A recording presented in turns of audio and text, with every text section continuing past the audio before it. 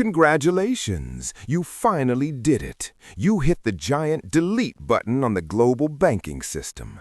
The stock market is a smoking crater, the debt is gone, and the paper in your wallet is now officially less useful than a wet napkin.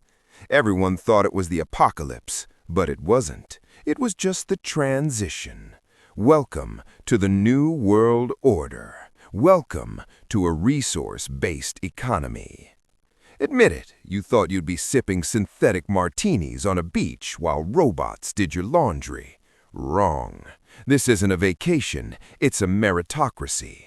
In a world without money, the only way you get to do anything cool is if you actually know how to do something useful. There are no nepotism hires here, no boss's son taking the VP role. If you can't solve the problem, the system doesn't even see you. You're just a meat sack taking up space. Let's see how you'd survive as every level of problem solver in a world where hustle culture is dead and competence culture is the only thing keeping the lights on. Level 1, the toaster technician. You're at the bottom, the absolute basement to the future. In the old world, you were the guy at the Genius Bar or the plumber who overcharged for a 10-minute fix. Here, you're the guy who makes sure the basic tech doesn't kill anyone. You're tinkering with a malfunctioning nutrient replicator that's currently screaming in a synthesized voice because a sensor is dusty. There's no paycheck. There's just the crushing realization that if you don't fix this, 50 people in your block aren't getting their breakfast burritos. The pressure isn't, I might get fired. The pressure is, I am the reason people are hungry. In a meritocracy, level 1 is where you learn that the physical world doesn't care about your excuses. You either fix the circuit or you don't. You're stressed? Good. Evolution loves stress. Get used to the smell of burnt ozone and the feeling of inadequacy. This is where you pay your dues in sweat, not dollars. Level 10, the hydroponic whisperer. Congratulations, you graduated from fixing toasters to managing life itself. You're now a specialist in a high-density vertical farm. This isn't your grandma's garden. This is a neon-soaked, AI-monitored jungle where one wrong pH balance shift could wipe out a year's worth of specialized protein crops.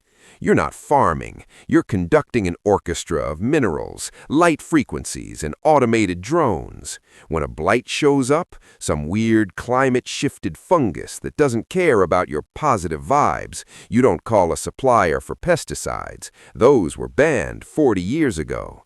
You have to reprogram the micro-drones to hunt the spores with ultraviolet lasers. If you succeed, the community eats like kings. If you fail, everyone's on a strict diet of algae paste for a month. Everyone knows it was your fault. There's no marketing department to spin the failure. It's just you, the dead plants, and the cold, hard data. Level 25, the infrastructure surgeon. Now we're getting into the guts of the city. You've moved past plants and into the cybernated flow of a circular city. You're the person who ensures the maglev trains don't turn into high-speed scrap metal. You're managing the energy grid, balancing the load between the geothermal vents and the wind turbines. At this level, you're not just a technician, you're an optimizer. You see a 2% energy loss in the southern sector? That's an insult to your intelligence. You spend 48 hours straight in a VR headset, tracing the leak through miles of superconducting cables. You don't get a bonus. You get the satisfaction of knowing that the 2% you saved just powered a new research wing in the medical center. You're a hero to the nerds and a ghost to everyone else. You're beginning to realize that freedom in this world isn't about buying things. It's about how much of the system you can hold in your head at once. Let's continue with level 50, the cybernetic wrangler. You're officially a problem solver with a capital P. You don't touch tools anymore, you touch the brain. The central cybernetic system is the AI that runs the planet's resource distribution, and is currently having a logical disagreement with the local needs of a coastal city. The AI says the city should be evacuated because the sea level is rising.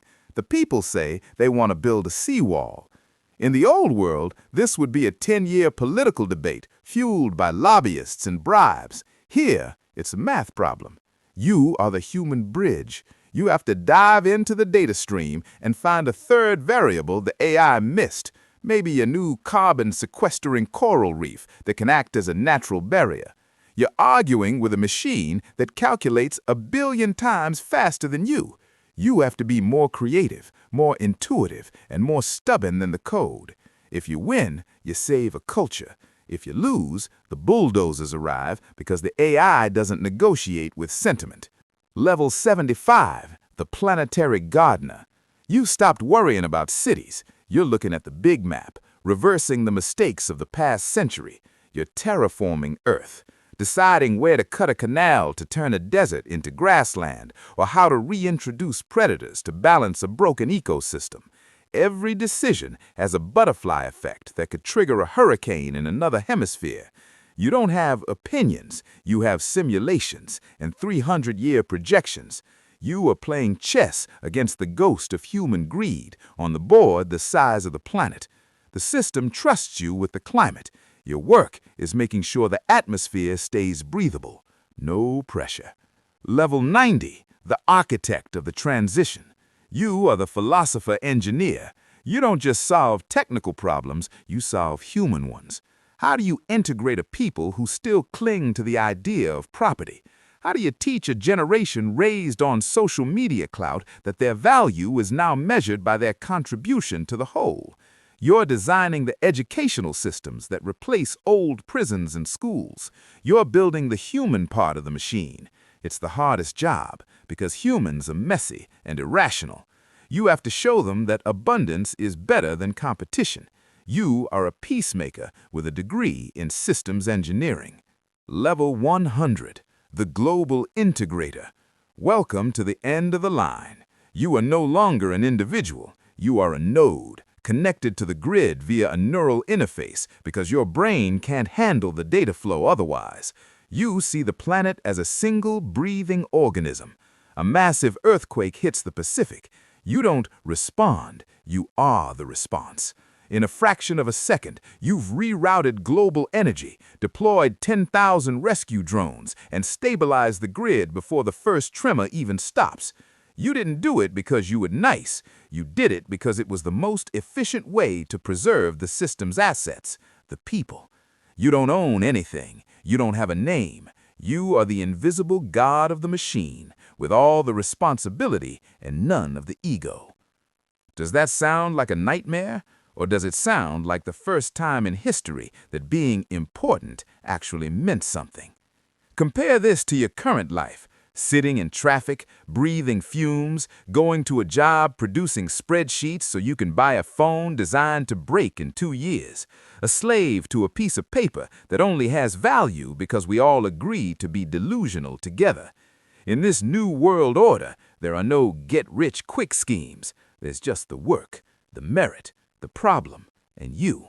So, what level are you actually at? Are you the one who can fix the world, or just another person waiting for a paycheck that will never buy your freedom? The machines are ready. The resources are there. The only thing missing is a version of you worth more than the money in your pocket. Click the button, join the future, or stay in the past and keep counting your colorful paper. Your choice. Peace.